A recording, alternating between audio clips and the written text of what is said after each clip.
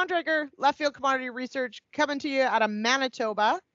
John, we had a StatsCan report this morning. What do we think? There's some asterisks around this one. Yeah, there are some asterisks around this report, but I mean, I guess I would probably say overall the numbers were maybe not too far out of line with what the trade was thinking. And as always, when you come into a report like this, there's a range of estimates. So for example, something like, say, spring wheat was a little higher than people were thinking, but people were anticipating the number would be higher than last year. And that was the case, certainly. Something like canola, range of estimates a little higher than last year, maybe not as much as some were thinking, but directionally not dramatically different than maybe what folks are thinking overall in terms of just coming in. So in that sense, not overly shocking per se, I think, for a lot of the numbers. As always, maybe you do a little handicapping per se, but I think, as you mentioned at the outset here, Lindsay, there's maybe a few more questions around this one than might ordinarily be the case when we look at this April report.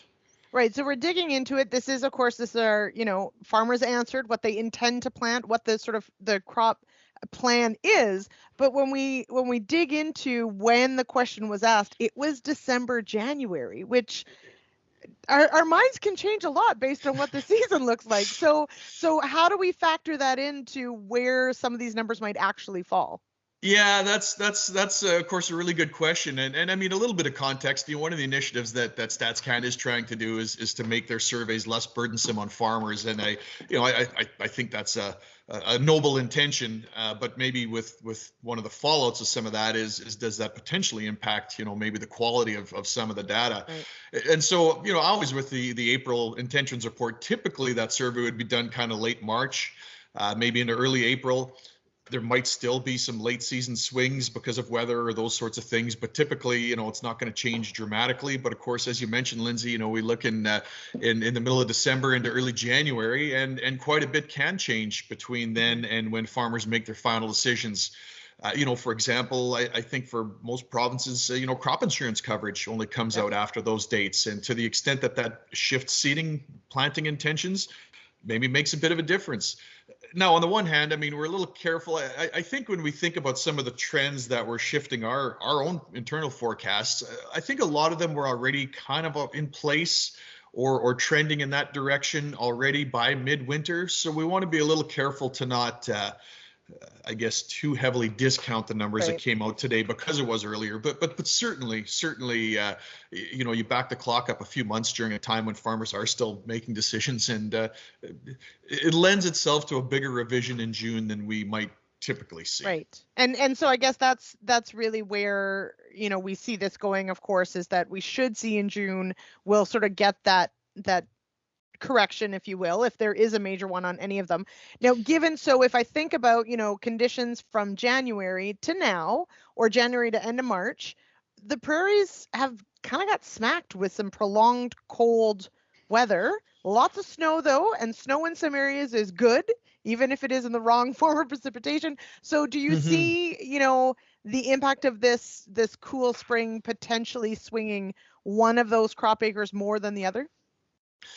Well, I would think of it this way, Lindsay, that it's maybe still a bit early to force major swings, in our opinion. But certainly, every week the calendar flips over and there's not a lot of progress made, you kind of start really getting a squeeze and a crunch, and the risk of that increases. So I guess our approach has been that we're not quite there yet.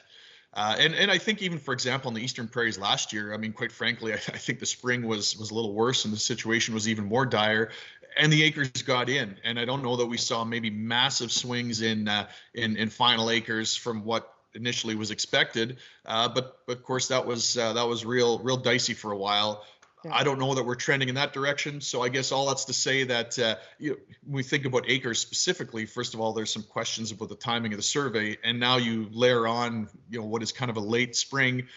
Again, not inevitably baked in the cards, big changes, but certainly something we're watching closely if things don't improve here pretty soon. Mm-hmm. And certainly, that Red River Valley does look like they'll be flooding again this year. Perhaps not trending as bad as last year. And so I do bring up the moisture question because there are certainly areas, Saskatchewan, Alberta, let's say, that maybe did get some snow cover this year that they desperately needed. But are you hearing, is it enough to really change our production outlook, or is it really just enough to keep everyone a little hopeful?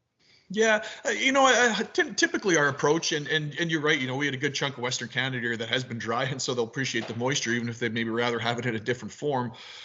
Typically, I guess how we view it is, if we come into a season like this, we tend to lean towards, call it an average-ish type of yield, until we have a good reason to kind of start, ratcheting it higher or lower. So in that sense, I guess we weren't kind of, working our production figures down too much because of the early season dryness. Rather, it's like, okay, we got to really watch this. It is one of those where it's, you come into spring and all of a sudden you have a couple good rains and everyone forgets about those dryness maps that we were looking at in March and April. And so we're a little careful to not jump the gun. So in that sense, we haven't necessarily increased our production estimates a whole lot because of this moisture per se. But certainly, if we can ease some of that risk and some of that concern, that's good for farmers. Again, it doesn't change our numbers, but certainly it's maybe starts to somewhat reduce one of the risks that we've been keeping a real close eye on now. Now I am reminded, because of course this week when I told everyone I was hosting Real Ag Radio this week and I said we were going to do markets, I get a lot of, well, corn is king, so just talk about corn. So I have to, of course, we have to mention corn. And specifically, I do hear a lot of discussions. Corn prices have, are elevated. Are we looking at corrections there? I think just before we hit record, you used the term malaise in some of the markets. Is corn one of those ones that is suffering from that, or no? Yeah, and I think with a lot of these markets, I use the phrase malaise as we were chatting before, because I think we just see a lot of these markets just kind of grinding lower, and kind of as we mentioned, earlier prior to getting on the call, there's all sorts of reasons why markets could spike higher. We know that most of these markets are tight coming into this next harvest. The situation in Ukraine is uncertain. We have all these areas where we're watching weather and yield risks.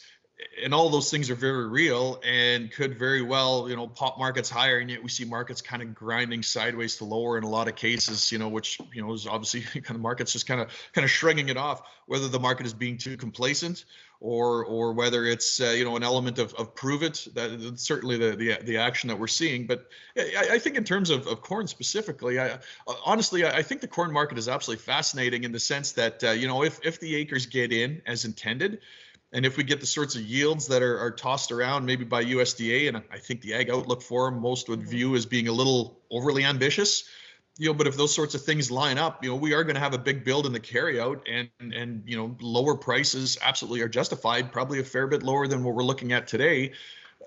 At the same time, it doesn't take a whole lot of tweaks to either acres or yield, and suddenly we get back to a carryout that's maybe closer to what we saw this last year, and corn prices were trading, well above, a buck a bushel above, say, where the December futures are today. So it really doesn't take a big miss on the production side to cause a big swing in that carryout, and obviously that directly impacts prices. So, big range of possible outcomes in corn. Somewhere along the line, you look at the range of outcomes in December is almost kind of sitting right in the middle of some different price scenarios, kind of straddling the fence. Maybe that's a fair way of looking at where we're at today. You look at the spring, and certainly you could say that there's probably some acres that are at risk in the northern U.S., and you start maybe trimming off, some acres. If you shave a bit of yield, we do get tight. But again, maybe it's a little early to just assume that quite yet, and maybe that's a little bit what the market's reflecting so far. Yeah, it does. It certainly does feel a little early, though. Certainly listening to reports this week, the winter wheat crop in the U.S. has been downgraded again. If that's an indication, maybe they've got cool conditions as well. So we've certainly got the dry areas still dealing with in the U.S. So still lots to be figured out in the next, 2 to 4 weeks as to what goes in the ground and what the outlook might be. Yeah, no, certainly. I think in a few weeks from now, we'll definitely have a better sense. Up here in Western Canada, are we getting some wheels turning? What do the conditions look like?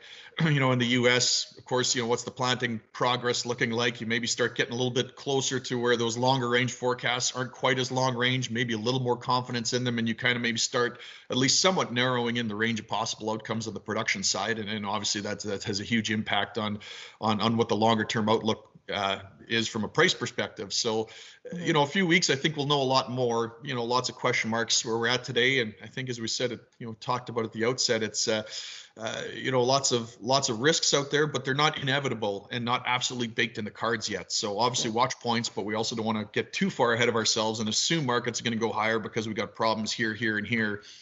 We got things to watch here, and here, but they're not inevitable yet, and that's how we've been approaching this. Now, let's talk canola for just a minute. We could talk canola and soybeans, of course. We'll call them sisters. We're still hearing, we just had, I think was it Louis Dreyfus that just came out and said that they're expanding crush at Yorkton. So there still seems to be decent momentum on the crush side for Western Canada. Are you hearing that from farmers as being a positive? Are people hopeful this is all coming online? How is that working into decisions they're making now? Yeah, I think because a lot of these plants, I mean, they sort of come online down the road. I don't know that it's impacting, say, short-term decisions a whole lot for farmers here in Western Canada, but I would say just in general, I think it's a great thing. At the end of the day, the more canola that gets processed in your backyard, the less that has to, be subject to, say, rail movement to Vancouver, or if we have a trade dispute with China or those sorts of things again, the less reliance on export markets, the more we produce at home. All else equal, that's a good thing. I mean, one of the questions that sometimes gets asked is, are we just shuffling around the deck chair so we consume it here, but rather than exporting it, and is we actually increasing demand and that sort of thing? I think based on the trajectory for renewable fuel policy and those sorts of things, I think this is supported by a lot of new demand, so that also is good. So yeah, I think all else equal, it's a positive thing for farmers, and I think it's positive momentum for canola, even though it's going to take a little time before these all come online and start, buying from farmers and consuming it here. We'll see how the next few years go with this particular StatsCan report. See if those numbers start to shift at all. All right. Well, this is, before I let you go, I have to, because Leftfield, of course, well known for your pulse analysis. So just quickly, how are the peas? Let's just go with peas, because peas are the most important one, according to me. Yeah, we saw pea acres come down a little bit, maybe not as much as we initially thought. It's just, I think it's just a little bit of a sluggish market. I think one of the things with peas we have to remember is in export markets, there's a lot of other countries that are also starting to export peas and compete with Canada.